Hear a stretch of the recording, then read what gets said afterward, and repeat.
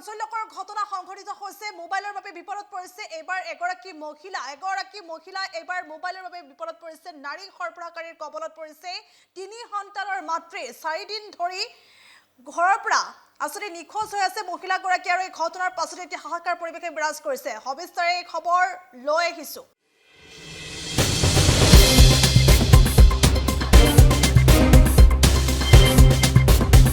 ভয়ংকৰ ঘটনা সংঘটিত হৈছে এগৰাকী মহিলাৰ সৈতে ভয়ংকৰ ঘটনা সংঘটিত হৈছে কিয়নো মোবাইলত মহিলাগৰাকী আসলতে অন্য দেশৰ লোকৰ সৈতে কথা বতৰা পাতিছিল গতিকে নাৰী দেশৰ কবলত পৰাৰ সন্দেহ প্ৰকাশ কৰিছে স্বামীয়ে কিয়নো মহিলাগৰাকীয়ে বিগত 4 দিন ধৰি সন্তানহীন হৈ আছে আৰু লগতে তিনি সন্তানৰ মাতৃ বুলি জানিব পৰা গৈছে মহিলাগৰাকীৰ নাম ইতিমধ্যে মিনুৱাৰা বেগম বুলি জানিব পৰা গৈছে মিনুৱাৰা বেগমে 10 নৱেম্বৰৰ পৰাই সন্তানহীন হৈ আছে আৰু এটা মোবাইলে এইদৰে এতিয়া অমানিশা নমাই নিছে এটা মোবাইলে ভয়ংকৰ বিপদ নমাই নিছে এগৰাকী মহিলালৈ কিয়নো মোবাইলৰ বাবে নাৰী সৰবৰাহকাৰীৰ কবলত পৰিছে মহিলাগৰাকী আৰু বৰবাৰীত সংঘটিত হৈছে ঘটনা মহানগৰীৰ বৰবাৰীৰ মিলন নগৰৰ পৰা বিগত 4টা দিনে সন্তানহীন হৈ আছে এগৰাকী মহিলা আৰু মহিলাগৰাকীৰ নাম ইতিমধ্যে মিনুৱাৰা বেগম বুলি জানিব পৰা গৈছে 10 নৱেম্বৰতে বৰবাৰীস্থিত বাসগৃহৰ পৰা সন্তানহীন হৈ আছে মিনুৱাৰা বেগম নামৰ সেই 3 বছৰীয়া ক্ষমা কৰিব মিনুৱাৰা বেগম নামৰ সেই 3টা সন্তানৰ মাতৃ সন্তানহীন হৈ আছে বিভিন্ন ঠাইত আসতে আত্মীয় কুটুমে বিচাৰিছে কিন্তু এই পৰ্যন্ত মিনুৱাৰা বেগমৰ সন্তান লাভ কৰা নাই পৰিয়ালবৰ্গই আৰু ইতিমধ্যে আৰক্ষীৰ কাষ চেপিছে পৰিয়ালৰ লোক এজাহাৰ দাখিল কৰিছে আৰু লগতে উল্লেখ কৰিব লাগিব পত্নী মিনুৱাৰা বেগমে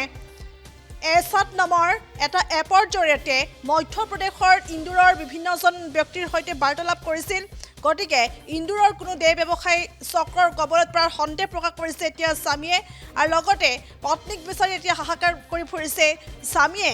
আৰক্ষীৰ কাষ চেপিছে এজাহাৰ দাখিল কৰিছে আৰু লগতে উল্লেখ কৰিব লাগিব যে মিনুৱাৰা বেগম নামৰ মহিলাগৰাকীয়ে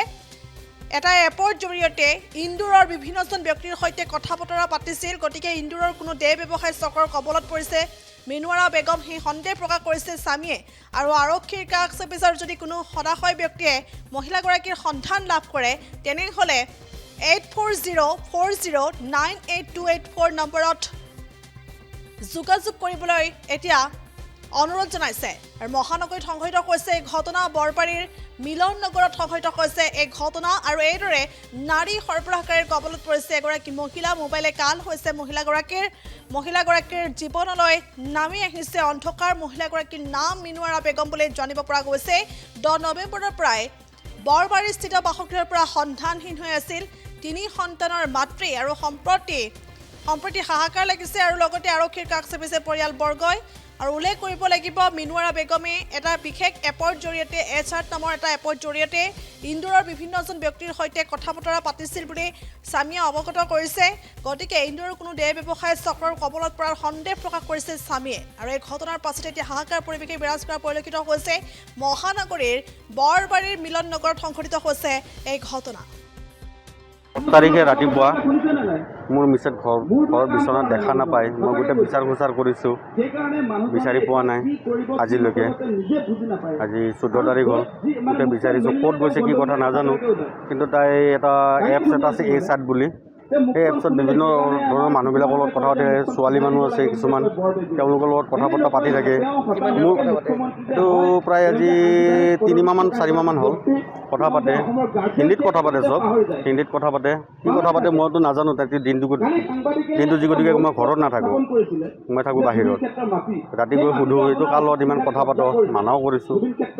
নাই বন্ধু বুলি কৈছিলে মইতো নাজানো পিছত 10 তাৰিখে যেতিয়া ৰাতিপুৱা নোহোৱা হৈ গ'ল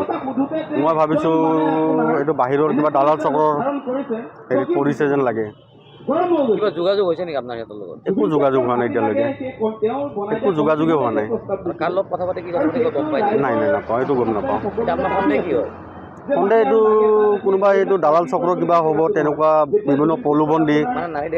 নাৰী দেহ ব্যৱসায় চক্ৰ তেনেকুৱা ভাৱতে কিবা হৈ উঠাই লৈ যাব পাৰে আৰক্ষী জনোৱা হৈছে দিছপুৰ থানাত জনোৱা হৈছে পল্টন বজাৰ থানাত জনোৱা হৈছে এতিয়া 10 তাৰিখে ৰাতিপুৱা গৈছে আজি 14 তাৰিখ 4 দিন হৈ গ'ল তেনেকৈ আছোঁ এতিয়া মোক সন্দেহ কৰিম এতিয়া মই যি গতিকে দেখা নাই বা মই কৈও যোৱা নাই তেনেকৈ ওলাই গৈছে এতিয়া ক'ত গৈছে কি কথা নিখোজ হৈ আছে পোৱা নাই কি ক'লে কিবা চকত পৰা যেন সেইটো ধাৰণা আমাৰ এই তেনেকুৱা হ'ব চাগে সেইটোৱে ভাবি আছোঁ আমি ল'ৰা ছোৱালী আছে আপোনাৰ ল'ৰা দুটা আছে ছোৱালী এজনী আছে সৰু সৰু বাচ্ছা দুটা আছে জৰুৱা আৰু ডাঙৰ ল'ৰা এটা আছে 14 বছৰ মই এতিয়া বিচাৰোঁ তাইক য'তেকি নাথাকক ফটো দিম মই গোটেইখিনিত দিম তাই য'তেকি নাথাকক ওলাই আহিলে হ'ল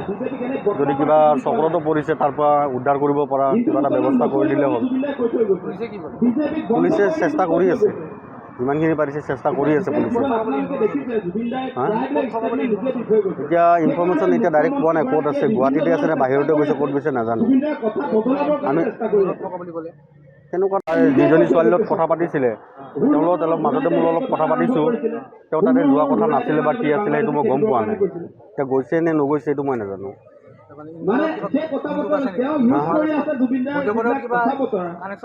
কানেকশ্যন তেনেকৈ একো নাই তাই কথা পাতে কিন্তু ক'ৰ হয় ময়ো নাজানিছিলোঁ পিছতহে গম পাইছোঁ এইটো ক'ৰ হয় কথাটো মই জনা নাছিলোঁ পিছতহে গম পাইছোঁ যে তেওঁ বাহিৰৰ ছোৱালী ল'ৰা এইবিলাকৰ লগত এইটো চাট বুলি যে ক'লোঁ সেইটোৰ লগত কথা পাতে গ্ৰুপত দাদা